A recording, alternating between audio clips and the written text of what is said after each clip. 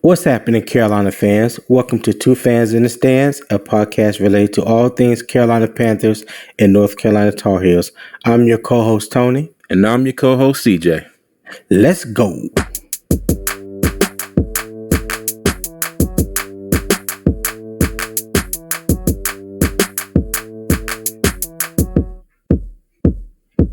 CJ, what's happening with your cuz? It's a rough one. It is a rough one. I'm disappointed.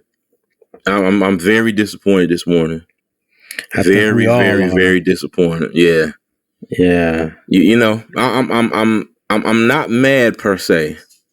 I'm just disappointed. Right. I'm right there with you. So, without any further ado, let's get right into it. So, tell me, what were your highs and lows from the game yesterday? Because there was plenty on each side. I mean, it was a lot to take away from this game. PJ Walker came out kind of sluggish. He was off. He was missing people left and right in that first quarter. Okay, he was throwing behind, throwing short, throwing too far. You know, all of that.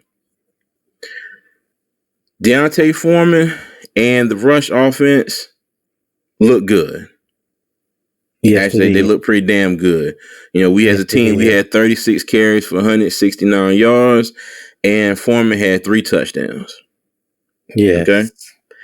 The receiving core, DJ Moore he's made an appearance 2 games in a row.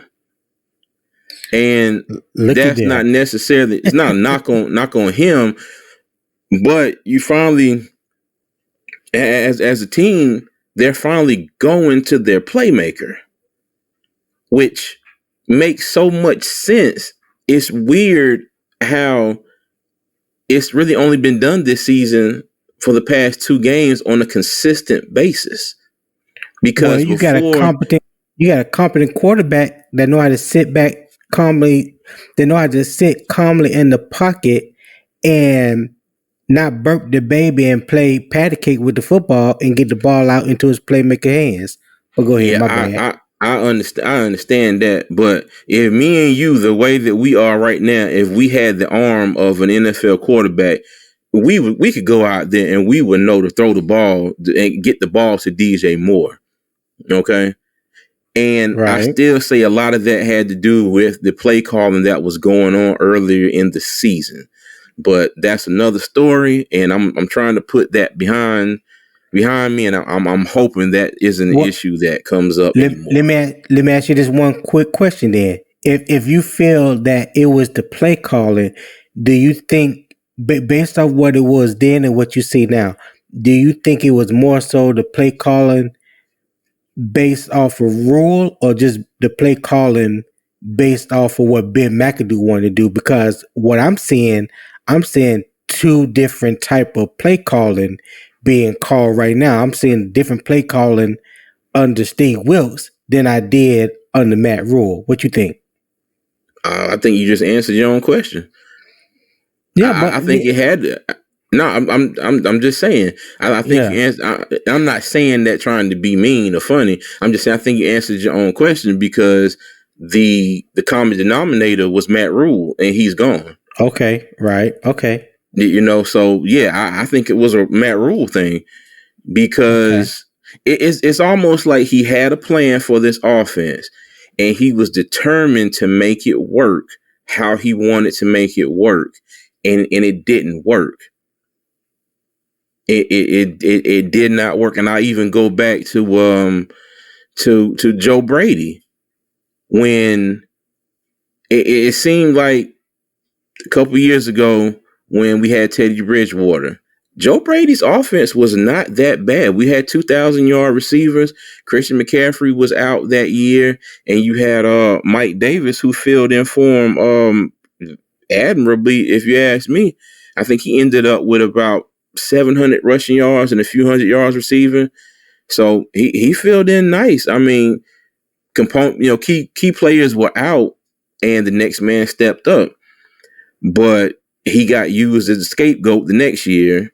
And then, like I said, McAdoo comes in, and it just seems like it seems like this is a whole different playbook they're using now. It really does. It seems like it is a whole different playbook. So I'm gonna go on with the assumption that it was a Matt Rule thing. Okay. I don't know if I'm 100% right on that, but just from what I see, I think it was a Matt Rule thing. Hey, the tape don't lie. Yeah, tape don't lie. And like in this game, like I said, DJ Moore, second game in a row, made an appearance. Okay. Terrace Marshall Jr., he stepped up the past couple games. Talk about it. You know? And it's one of them things like, okay, yeah. It's one of them things. It's like you got to get the people the ball and give them a chance to make plays. And that's what they did. Steven Sullivan, he had one catch for 33 yards, but it was a big catch for 33 yards late in the game. He had that big penalty too. He did, and I'm gonna get into them penalties, but Chenault had 5 catches for 26 yards. Tommy Tremble had 2 for 17. So people stepped up. Right. I will give them that. People stepped up. But the game yesterday, it was a roller coaster, because I'm not even gonna lie, when we got down to that last drive, I was just like, okay, this is over. This is that last drive that we had in regulation. I was like, this is over. We're done. And lo and behold, PJ Walker unloads just. It was like it was a bomb. It was a dart. And, it wasn't like that ball was just floating up in the air. That ball has some damn purpose. It's a bird. It's a plane. No, mama, it's Superman. I'm telling you. He let that ball go like a Scud missile. And 63 yards in the air. I didn't know he had an arm like that. I did not know he had an arm like that. I didn't either. Oh my God.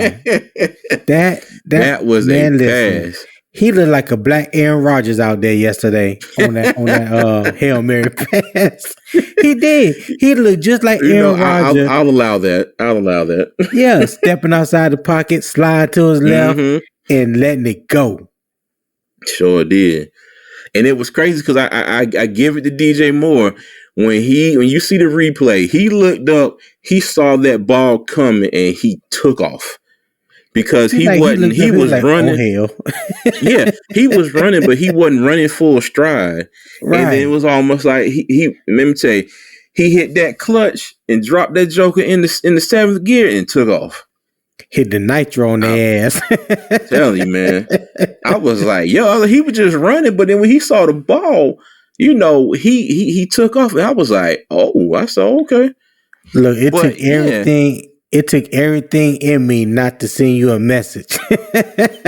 Man, let me tell you, for all the people, if this is your first time listening, I keep telling my co-host here, stop sending me messages during the game. I'm a little superstitious. I am. I'm a little superstitious, and so on Deontay Foreman's last touchdown, somebody here sends me a message, Christian who? And I'm sitting there and I'm like, I didn't respond. And then like 3 plays later, here goes Demir Bird slicing through our defense, going in the end zone for a touchdown. But that had nothing to do with Deontay Foreman. That had nothing to do with the offense or the running play. That was the defense that let us down at that point. We are talking about the simple fact that I keep telling you, don't send me messages during the game. I can't help myself. Sometimes. Yes, you can help. I honestly forget. I honestly forget. You don't forget. You do it on half purpose. The time. Most of the time. Look, okay. Yeah, exactly. Yeah, you do it on purpose. And then And it I was know, funny because and it's funny because I do it, and I know I know he not gonna respond. I've been saying to my wife, I be like, I'm gonna send him this message. I know he ain't gonna respond to after the game, but I'm gonna send it anyway. because it is Oh you know God. when you be sending me messages, you be sending messages like that because I looked at the phone because I was in a group text with some of my friends. But we just be going back and forth, about the game. Like you like to send me messages after big plays, and I'm just like, whoa, slow your roll, cuz you be like Christian who, blah blah blah. And I'm like, hey, hold on, like chill out, wait for the game to get over with. And then they threw the bomb to DJ Moore, and I'm down here hollering and screaming, Yeah. laying into it, and then my mother-in-law walks downstairs. Oh God. And I looked at her and I was like, I said, Mom, I said, would you be mad if I asked you to go back upstairs? What she say? I did. She looked at me, she was like, okay.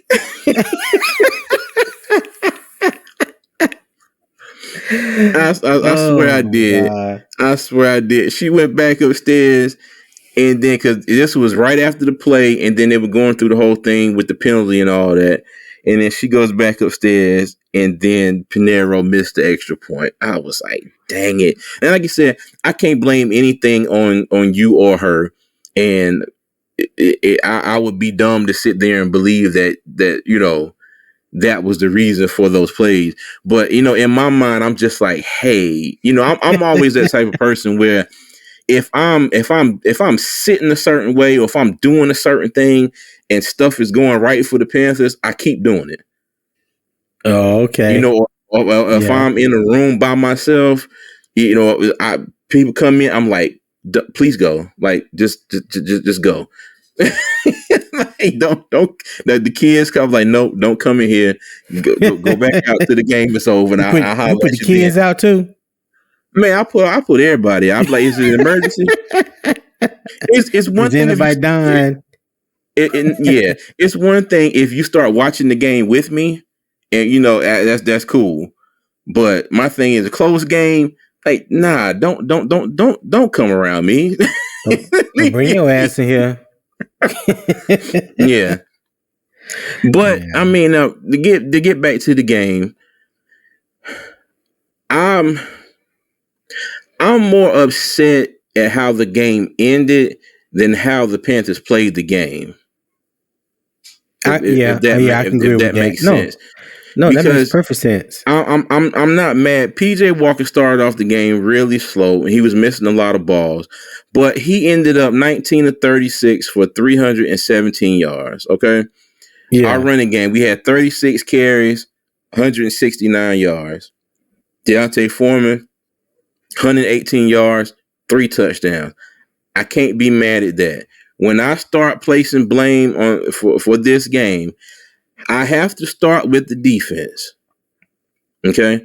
I have to start with the defense because they let after those first couple of possessions, they let Atlanta just dink and dunk and run down the field.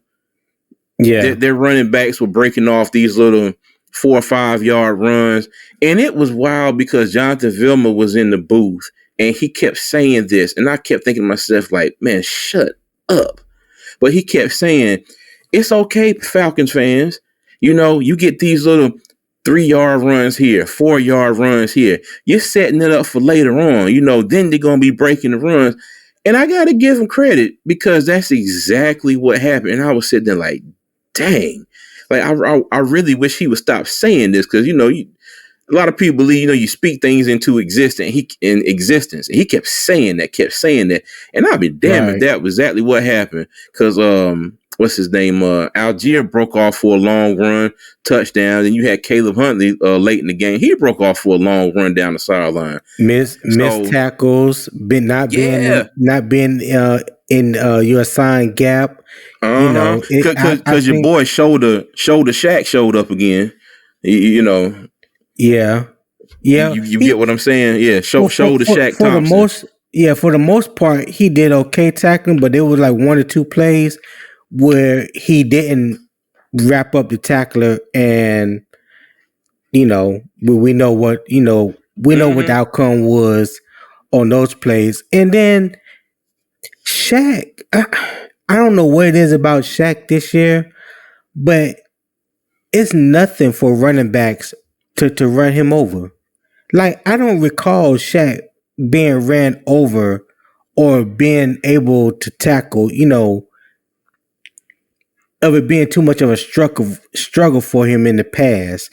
It's like he's really been struggling to get off blocks, which that has never been his strong suit, and to make solid tackles.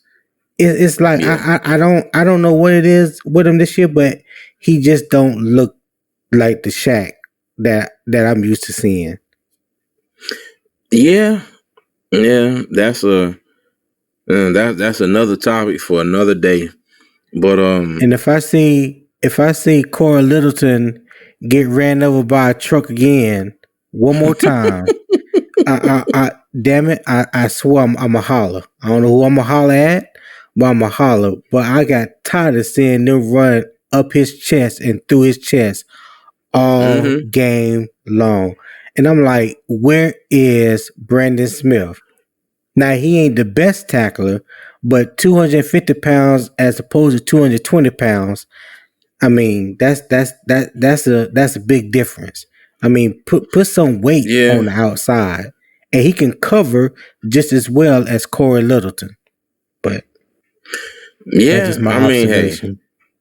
Hey, yeah, I'm with you. I'm definitely with you. But I forgot where I was at. But if I'm gonna start putting the blame out, I gotta start with the defense, because they gave up too many points. They gave up too many big plays. Yes. They gave up too many big plays. And I did not understand why in God's name did they have who was it? Was it Chandler or Hartsfield that kept ending up on Kyle Pitts? Chandler. Well, hell, both of them. Both of them. You know how I feel about Sean Chandler off the rip. He ain't got no business in the playing safety.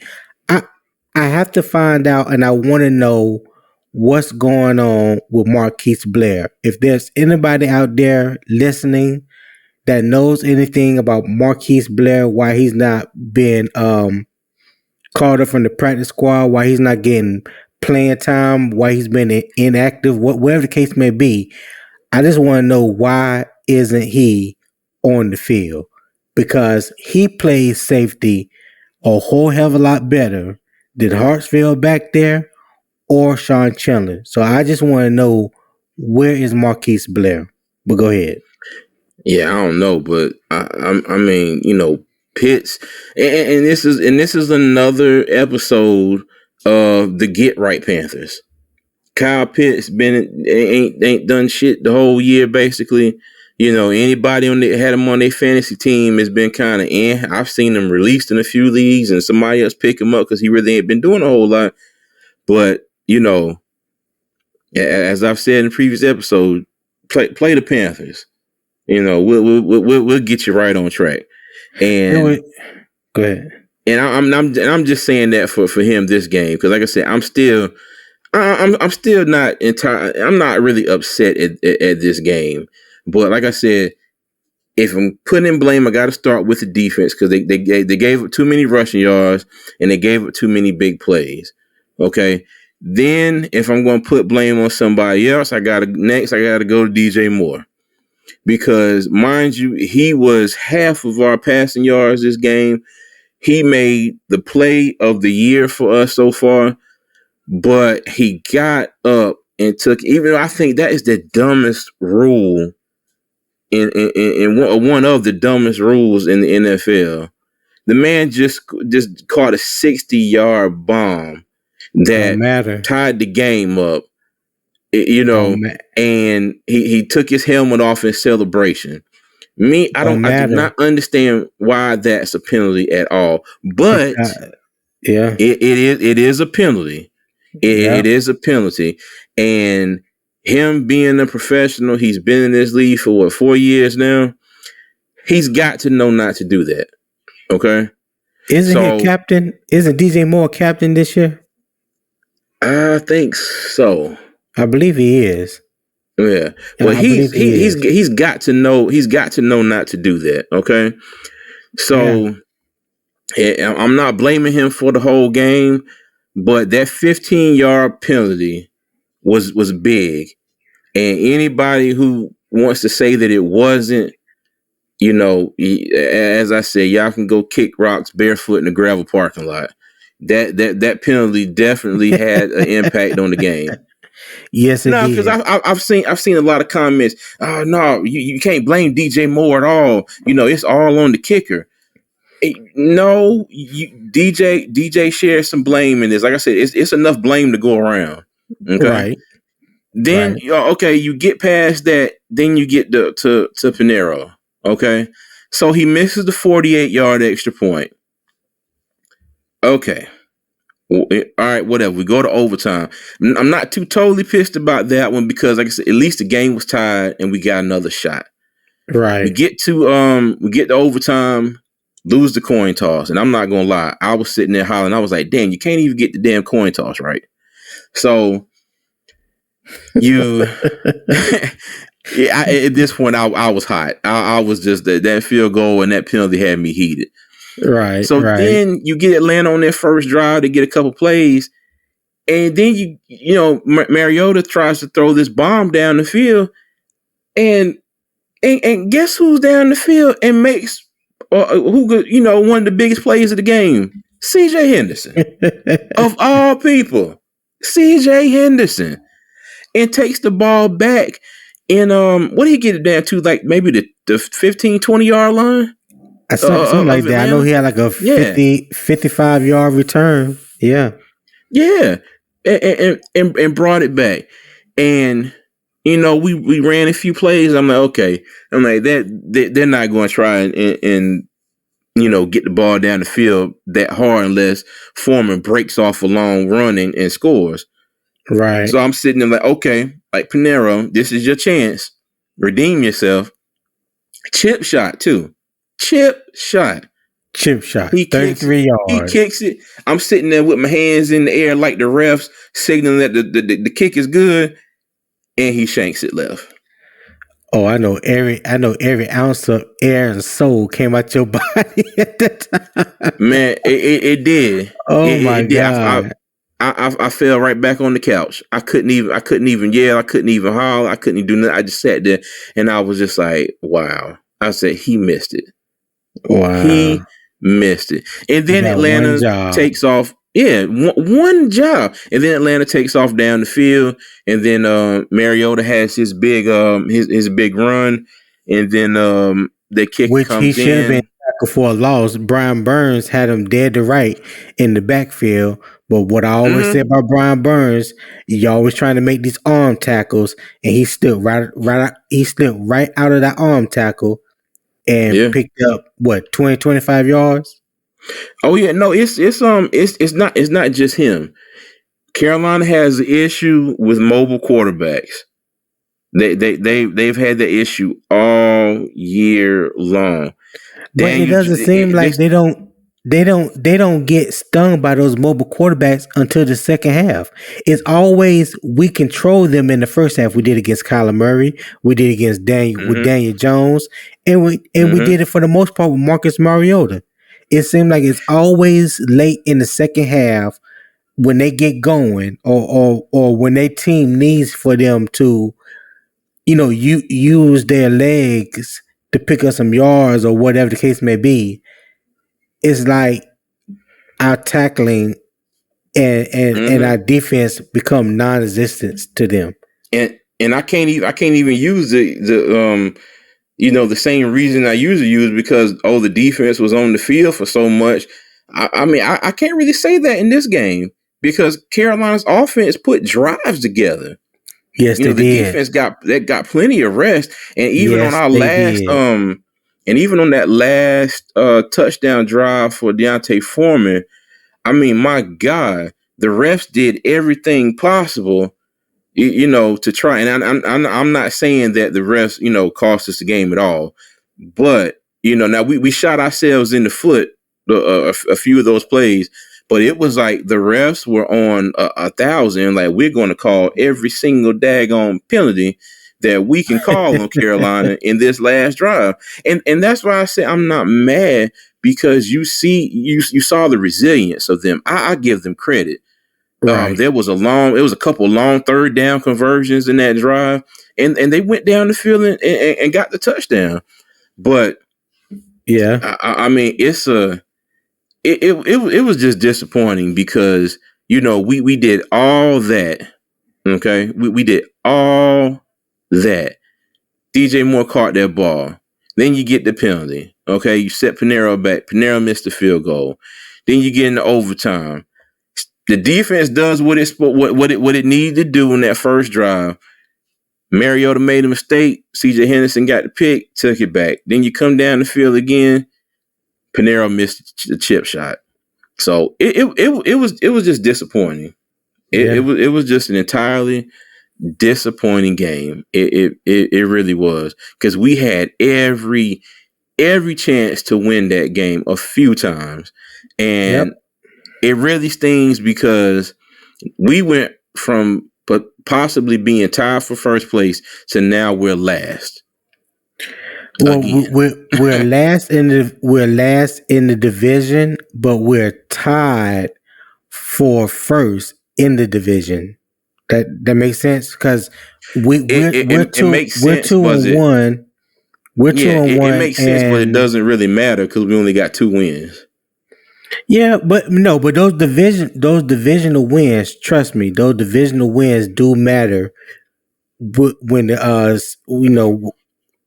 by the end of the season, those divisional wins will matter. Now, I'm just going to go out on a limb and say Atlanta is not going to hold that lead in the division for the rest of the season. I mean, I just don't think Atlanta's going to finish number 1, but they're only 1-2 inside of the division. Tampa and Carolina both 2-1. So there's a lot of things that can still work out in our favor, especially starting if we beat Atlanta in 2 weeks at home. Which you're skipping a whole week. We got to play Cincinnati, and that's what I'm saying. I'm just talking about divisional. If we can't get, I know, but I'm saying though, if we can't, we got to win the games outside of our division too, because it's not like the division is based off just the division record. It's based off your overall record plus the division. But what I'm saying is, though, if we go out and get curb stomped by the Bengals, but then we come back and beat Atlanta, just say Atlanta wins next week, they're 5-4. All right. Just say we come out and lose next week and we're 2-7. We're still 3 games back of them. And if they're 1-2 and we're 2-1 in the division, and we come out and beat them, and they're 2-2 in the division and we're 2-2, we're still 3 games behind them, or 2 games at that point. You get what I'm saying? Yeah, I hear you. So that Cleveland game, the Giants game, Arizona, those all, and that's what pisses me off, because those were games that we should have won. And looking back now, those were big games when you think about the totality of our season so far.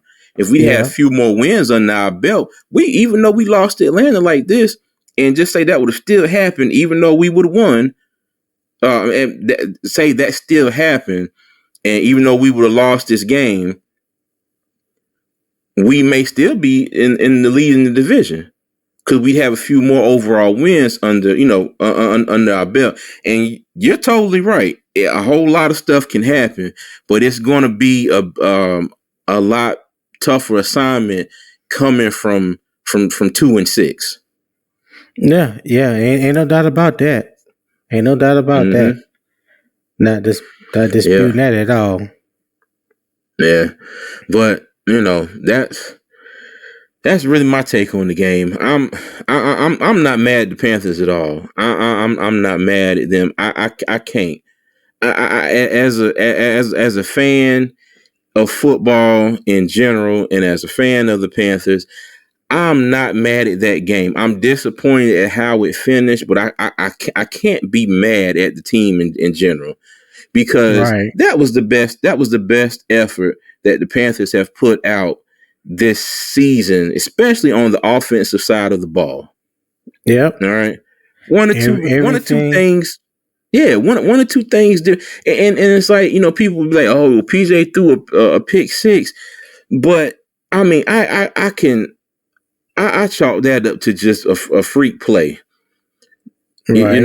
Could he have thrown the ball a little higher? Maybe, but I mean, that hurt in the end. That did hurt, but I can't I can't put that as one of the things that, oh well, yeah, that cost us the game. Right. Because Yeah. we still had a whole lot of game left to be played. Still had a whole lot of game left. Yeah. And I'm gonna put most of the blame on the kicker. I am, because even though that extra point was 48 yards, he still should have made it. He's made longer field goals this season. And then he gets another shot with a chip shot, something shorter than the damn extra point, and he misses it again. But like I said, I'm not mad at the Panthers for this game. Like I said, I'm just disappointed, because it really could have been something else. But hey, it is what it is. Yeah. Well, my highs, I got highs and lows for this game, and my highs would be that the team as a whole played with a lot of heart. That was something that we saw in the first 2 or 3 games of the year, that the team will come out as a whole, especially the defense, would play with a whole lot of heart, and they was carrying the team. Yesterday, I saw the offense match the defense intensity. You know what I'm saying? Deontay Foreman, to me, looks like a running back one. Like, if he keeps this up and he stays healthy for the remaining of the year, I could see Deontay Foreman being the starting running back in Carolina next year. That's just my opinion. A lot of people don't remember Deontay Foreman when he was at Texas. He was a Doak Campbell Award winner as the nation's top running back coming out of college. He slimmed down because in college he was around like 250 pounds. That's why I always say he looked at the time like a modern day Earl Campbell, But he slimmed down to about 235, got his weight, everything under control, but he still looks like that same runner that I remember seeing at the University of Texas. Got good speed. He's a 4.45, 4.5 type of runner. He got the size. That's one thing that we both have always talked about, but you have mainly put on an emphasis on it, was being able to pick up 3rd and 1 or 4th and 1 or 4th and inches, needing that big body back in there that can do that. Well, Deontay Foreman has definitely been doing that for the past 2 weeks. I mean, I've liked the fact that they've utilized him on first down, and on first down he's getting 4, 5, 6 yards of carry. So, we starting off with 2nd and 5, 2nd and 4, instead of behind the chains, we are in front. That opens up the playbook that allows you to do whatever you want to do. You know what I mean? Exactly. And I also think that Terrace Marshall is starting to show his worth. He had 4 catches, like you said, for 87 yards, which is almost like a 22-yard average, and he was targeted 9 times. So to me, that says a lot. That says a lot about how the offensive coordinator and how the head coach feel about you when they give you 9 targets like that, when about the first 5 or 6 weeks of the season, you were like obsolete, like non-existent. You know what I'm He may saying? not have got 9 targets in his whole career yet. Yeah, I can't. I don't know the exact numbers, but damn, I can't even argue that point. It might not be that much more if it is, but my bad. Go ahead. Yeah, but you're right. I didn't even think about that. But he could have very well had more targets in one game than he has had so far in his young career. But he has a chance to really solidify that wide receiver 2 spot behind DJ Moore, and he looked very good out there blocking. I can't remember what play it was, but he was in a slot and he pretty much pinned the defensive end and kind of like drove him away from the direction of the run play. And I was like, 88, 88. I was like, oh, that's Terrence Marshall Jr. I was like, dang, he out there blocking out there like, looking like a tight end. But he looked good out there blocking. You need a big body like that. Something that I've been harping on throughout the season. I'm like, because Sean Smith can't do that. You know what I mean? Robert Anderson can't do that. But you get a big body, somebody in there with some mass, like a Terrence Marshall Jr. or LaVisca Chenault, they can do that for you. But he definitely look like he's in the running for the wide receiver 2 spot. As long as he stays healthy, I believe he'll get there. Also, Derek Brown keeps showing you every week why he is that man. Dump Truck had 12 total tackles. His career high was 7 that he set, I think, in the Rams game a couple weeks ago, where he had 7 within the first 25 snaps of the game yesterday. And he finished the game with 12 tackles, 1 tackle for loss, and a half sack. Constantly resetting the line of scrimmage, defeating the double teams, causing major havoc in the middle. And I say it again, he looks like the Derek Brown I remember coming out of Auburn. I don't know what what went on the first 2 years of his career, and what switch needed to be turned on for him to realize he's that dude. But I'm glad that switch is on now. Cause listen, he out there treating grown men like they ain't got no family and no responsibilities back home, and just out there just disrespecting folks. You know what I'm saying? Yeah. And I'm gonna cut you off. I want to jump in here, and it's kind of to me, it's kind of sad that he's going off like this, because now I really want Carolina to go get another like franchise type of defensive end, because I like Brian Burns. He was our player spotlight this past week, but like you said, Derek be manhandling players, but the rest of that the rest of that defensive line was a no-show. Matt Ioannidis had a half a sack yesterday, and I think he had a 1 tackle for loss. But no, but you're right. As far as being able to do it consistently, there hasn't been anybody on that defensive line besides Brian Burns and Derek Brown. That other defensive end spot, that definitely needs to be solidified either in the draft or in free agency, because Yetur Gross-Mato is not it. And I had to go back and do some research on him. And if you go back and look at the draft profile when he came out of Penn State, one of the things that they had on there, matter of fact, the top thing, they had him listed as a boom or bust.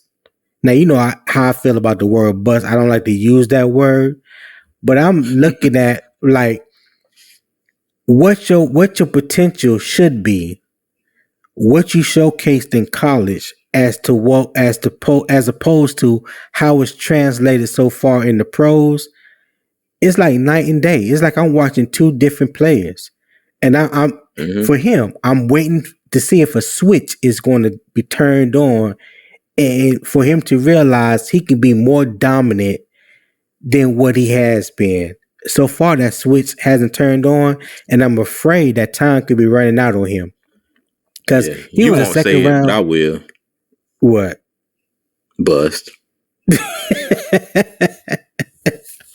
Okay, but hopefully, God willing, that switch can be turned on. Because right now he has no sacks. His play is almost non-existent. To be honest with you, he's almost non-existent as far as being on the field. My other high, I'll say, PJ Walker looks like he can run things in Carolina. I'm I'm I'm confident in saying that based off of the past two games. Because what I wanted to see this game, I want to see if he can remain steady and calm in the pocket like he displayed last week. And he did that. He had that one poor decision that led to the interception by Lorenzo Carter. But again, he had no batted balls.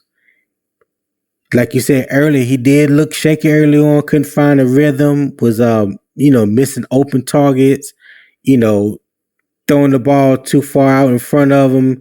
A couple of them, he threw kind of high, but he stayed calm in the pocket and he made his throws with no hesitation, meaning he wasn't back there patting the ball, playing patty cake and burping the baby and all that. You know, I would like to see him use his legs more to pick up some yards, especially when when the defense is playing man coverage across the board and the middle of the offensive line opens up like he did on that one play and he scrambled and got 20 yards. I'm not trying to make him a dual threat quarterback, but there's opportunities there that he can utilize his legs and pick up 5 yards, 10 yards, 15 yards, whatever the case may be. Pick up as much as you can and slide. So I think that there's opportunity for that to happen going forward. But he definitely looked better this week than he did last week. 19, like you said, 19 out of 36 for 318 yards, one touchdown, one interception, and only one sack. CJ Henderson and Dante Jackson look better than any other time this year. Now, you can put an asterisk beside that because I don't, depending on how you want to take that. I take it as in both those plays where they covered the wide receiver on the post and didn't have no help over the top. It showed that if you play with the proper technique, with discipline, and especially eye discipline, you can put yourself in a position to make plays. And both of those guys made plays when the offense tried to attack them. I was so happy to see that. I can't tell you how many times in my mind, in a matter of 3 seconds, how many times I said to myself, please don't tackle him. Please don't tackle him. Just don't tackle him. Lord God, just don't tackle him. And he didn't. He got the interception. So I was definitely glad to see that. I was definitely glad to see that him and Dante stepped up. I still believe they have a lot of work to do when it comes to technique. I hope that this game is a turning point for CJ Henderson going forward because we definitely going to need it. How did you feel about them two? Man, the thing that pissed me off the most about those two was the fact that on both of those plays, you had that one-hand interception by Dante Jackson, and then you had the interception overtime by CJ Henderson. They did jack shit with both of those turnovers. You mean the team? Yeah, the team. Yeah, that's because we talk about Dante Jackson, we talk about CJ Henderson damn near every episode. Okay. So what pissed me off was the fact that both of them stepped up with big plays and we did nothing with either one of those turnovers. Yeah. Dante Jackson got the interception. We went out, punted. CJ Henderson got the turnover of the season so far. Did what he had to do, brought that ball back. He secured the ball, took as far as he could, got safely out of bounds. And then you got Pinero missed the kick. Yeah. I think that I agree. I think this was probably their best game of the year between the two of them. You know, now Dante Jackson do what Dante Jackson do. He can't seem to stay healthy for a whole game here lately.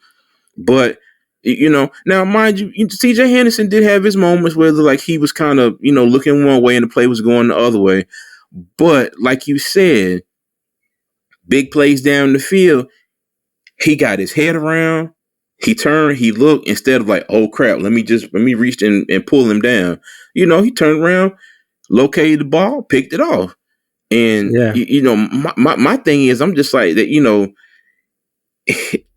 that's another thing I'm disappointed that he finally steps up. He did what he needed to do in the exact moment that we needed him to do it, and then we couldn't capitalize. So yeah, right. I have nothing bad to say about either one of them for this game. Right. I'm not saying they were perfect, but damn it, they both did they both did enough. Yeah, they both did enough. Yes, they did. Yes, they did. Yeah. Now my lows, it was far from perfect. Right, exactly. Now my lows would be, and you touched on this, was defensively, we need to be more disciplined as a unit. We need to be more disciplined in coverage, more disciplined in communicating, and stand in our gap, in our zones. There is no reason to me, in my mind, that Kyle Pitts should be wide ass open in the flats. Both times I see that Carolina was in a zone, Kyle Pitts comes in motion from one side to the other and goes out to the flat. Both times, Shaq Thompson has him in coverage. Now they're in zone. So if the tight end comes from the left side of the field to the right side of the field, and you the right side defensive right side linebacker, that means the player is coming into your zone, especially if you got the flat.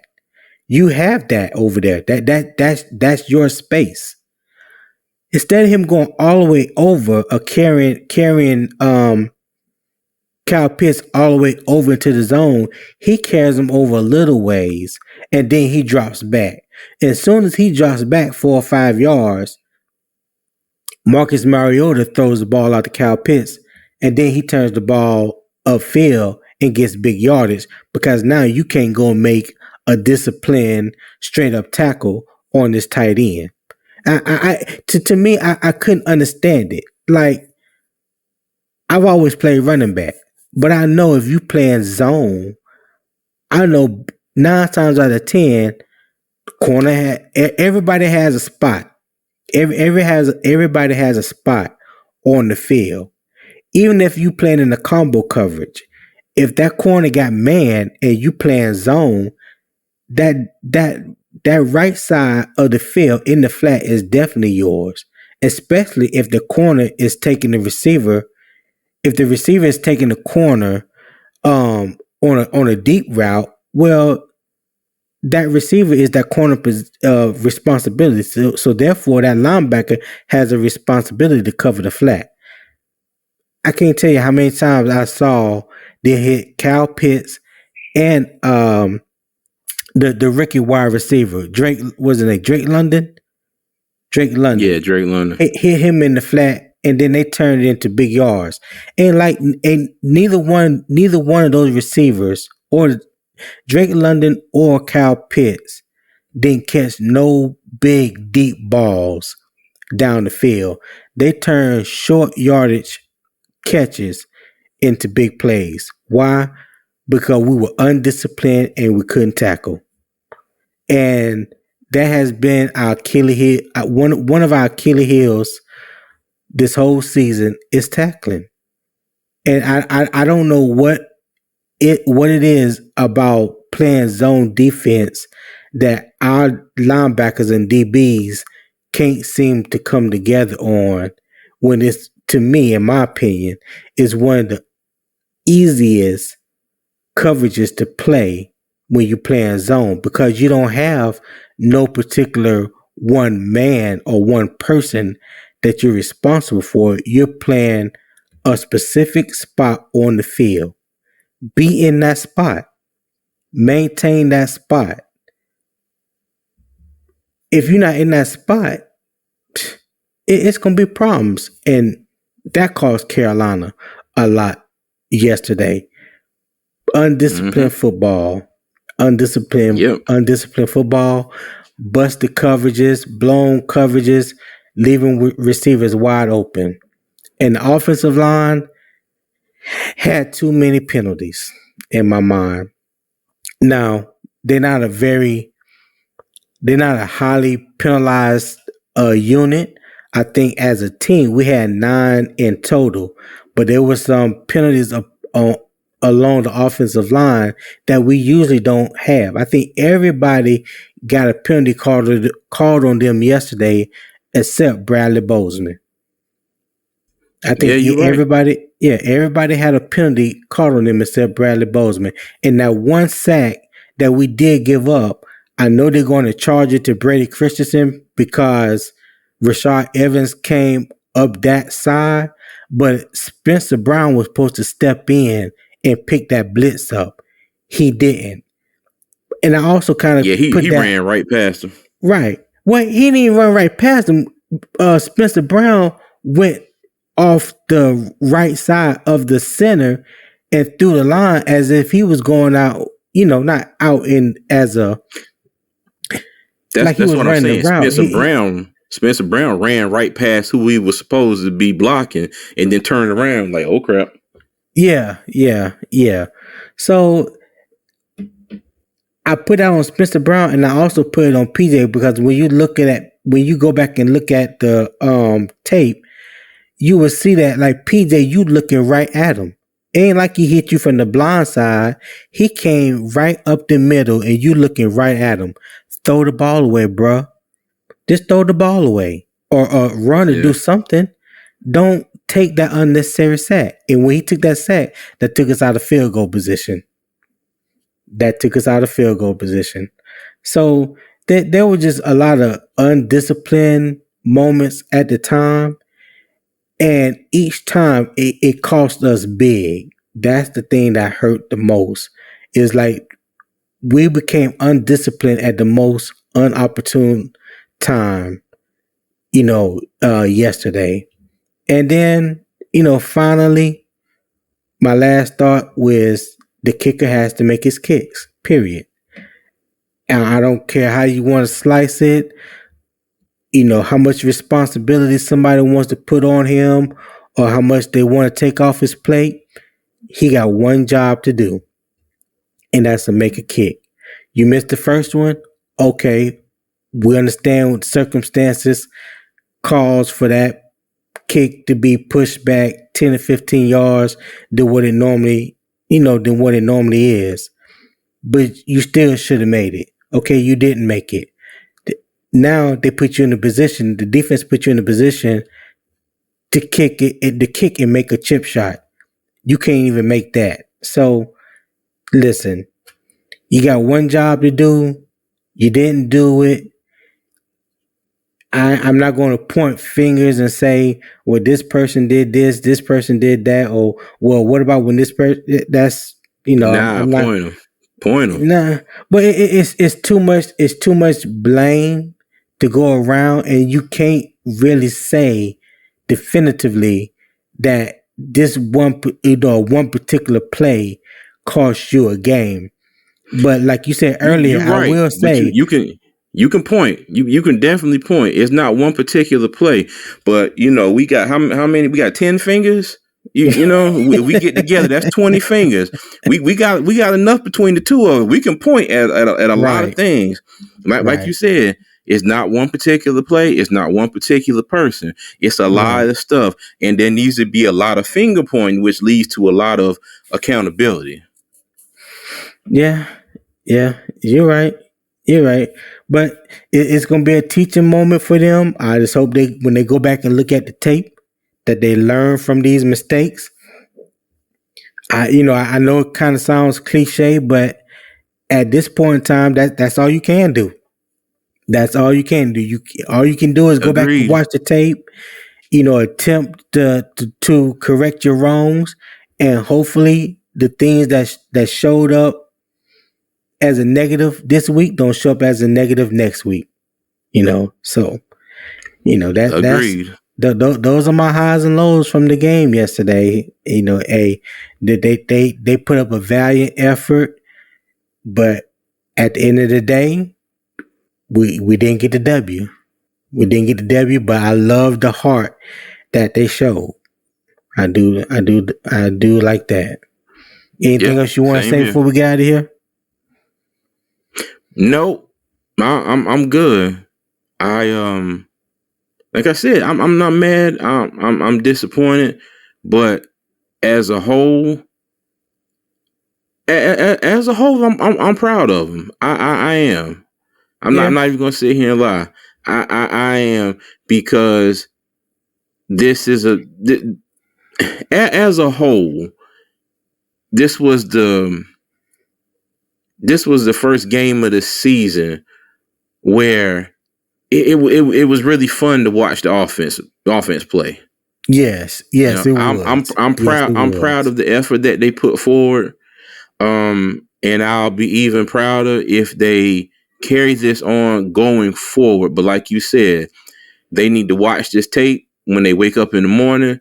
They need to watch this tape while they eat lunch. They need to watch this tape for with their family after dinner, and they need to watch this tape when they go to bed at night. Right. Because some of the things that they did, they can't do that again. Right. Exactly. Yeah, but that's all I got. Well, that would do it for us this week. Next week's opponent is the Cincinnati Bengals at Paycor Stadium in Cincinnati, Ohio. Kickoff is at 1 p.m. Eastern Standard Time. Until then, Panthers fans, keep pounding.